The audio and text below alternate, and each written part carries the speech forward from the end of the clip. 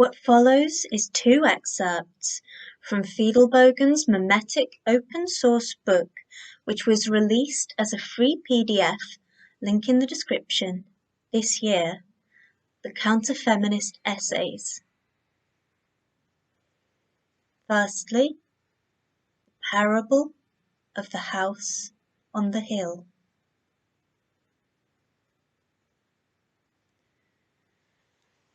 There was a man who built for himself a large, fine house. It sat upon a hilltop overlooking the town. How handsome and splendid the house appeared, gleaming in the sun high atop that hill and casting its shadow over the rooftops below. Little did the townfolk know that this man had gotten half the foundation stones, 3/4 of the structural timber, most of the roofing tiles, most of the sheetrock, and a great amount of other material by a series of fraudulent transactions.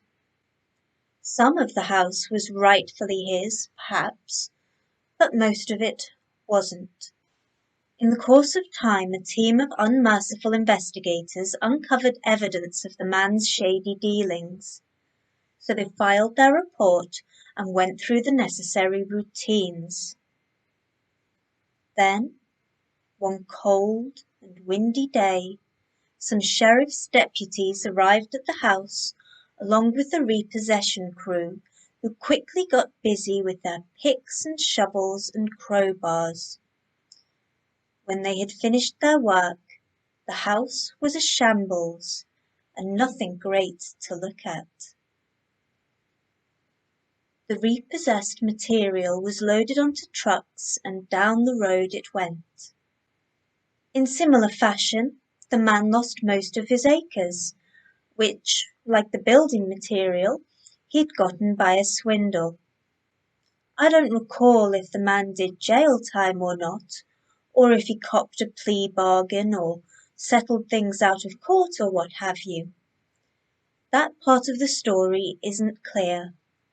At any rate, I do know that the man was able to rebuild on a smaller scale with the remaining material. But his new house? Alas, it was but a mean little cottage, little better than a hovel, and it sat as the original house in its glory had sat, high upon the hilltop, overlooking all the town. But now the man's reputation was as paltry as his house. He had the name of being a shifty, crooked fellow, and respectable people shunned him. Nobody would extend him credit any more, neither money credit nor the kind that is given to words. So he lived out his shabby life in his shabby cottage in view of all the town. Meanwhile, the townfolk, in their sly, folksy, crafty way, gave the man a special nickname behind his back. Hence, on occasion, when strangers were visiting the town, the people would point toward the hill and say, "Up yonder lives the feminist." Next, feminism is the central, defining flashpoint. In the early 21st century, a horde of political and social dragons surround us. All of these need slaying, and one is tempted to twirl a broadsword every which way, jabbing and slashing and opinionating wildly. For a number of reasons, that is not the best plan. In general, it makes life complicated and creates a lot of extra work. Not only can you bite off more than you can chew, but the quality of your endeavour is apt to suffer, since you will be of limited service at any given point when you address too many things in too many places. This will detract from what you do best as an individual, and finally, as a point of rhetorical discipline, it will put you more on the defensive than the offensive. Very well, the political divisions of the work are many, but here we will take a singular point of focus: feminism. That is the pivotal issue, and at least for now, everything else swings around it. Feminism is the central defining thing for at least two reasons. Firstly, it touches the foundation of life very directly and intimately. We must understand that the biological division of humanity into male and female is enormously more consequential than race, religion, class, culture, nationality, or any form of identity politics. Sexual dimorphism is primordial. It holds the key to the mystery of life in a way which those other things can never get close to. Those other things are only mental constructions, but sexuality exists a priori on its own footing from long before humans were present to theorize about it.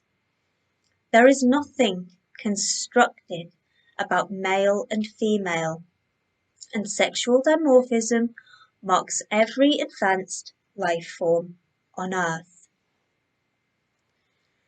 That is why feminism, which exploits the biological division for political reasons, commands our special attention.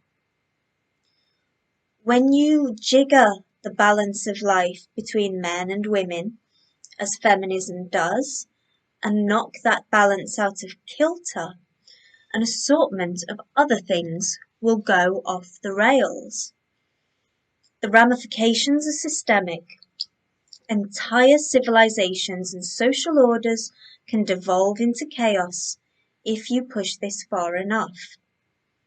Upon consideration, that does not sound like a healthy state of affairs. We reckon it is best avoided. Secondly, when you knock down feminism, you bowl a strike and knock down other things that are morally or politically adjacent to it.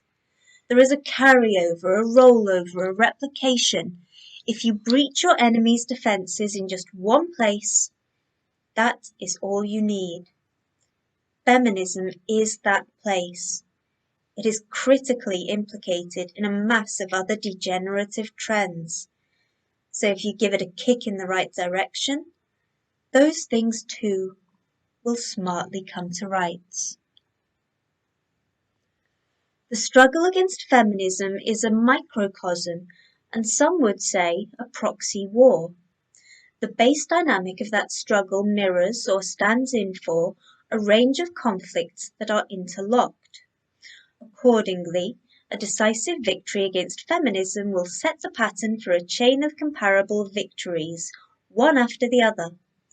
When the momentum gets underway, it will naturally keep travelling, and the logic of one victory will map, by analogy, to the next.